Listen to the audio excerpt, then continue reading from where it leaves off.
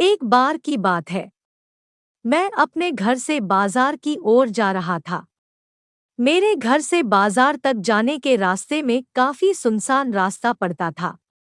कुछ दूर के रास्ते में कोई भी नहीं रहा करता था। मैं रोज इसी रास्ते से बाजार जाया करता था।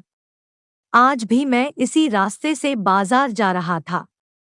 मुझे रास्ते में एक लड़की मिली जो बहुत ही डरी हुई थी।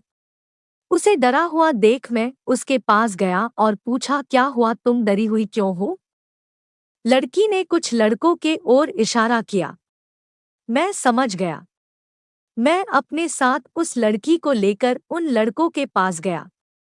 मैं उन लड़कों को कहा, क्या तुम्हें शर्म नहीं आता है?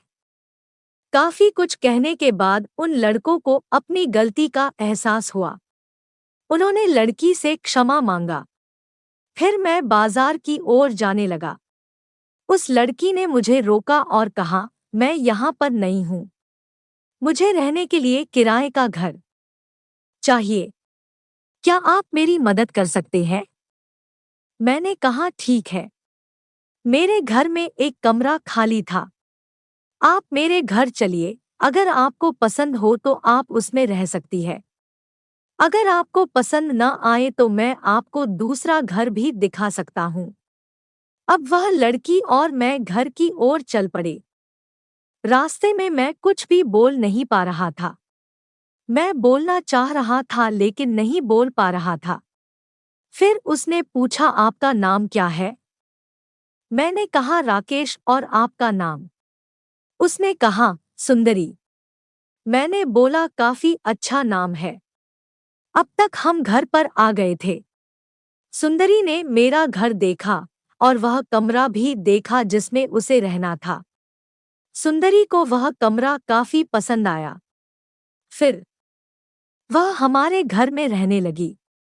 मैं उसे जब भी देखता था तो मेरे मन में अजीब सी हलचल होती थी। पता नहीं उसके मन में होती थी या नहीं। एक दिन मैं और सुंदरी घूमने जा रहे थे। मैंने सोच लिया था कि आज मैंने सुंदरी को अपने मन की बात कहूंगा। हम अपने घर से बहुत दूर एक सड़क पर थे। हम बाइक से चल रहे थे।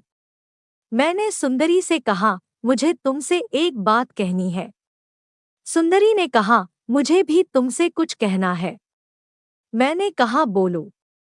सुंदरी बोली, मैं तुम्हें पसंद करती हूँ और ज्यादा खुशी के कारण मैं अपने बाइक को संभाल न सका और हमारे बाइक का दुर्घटना हो गया।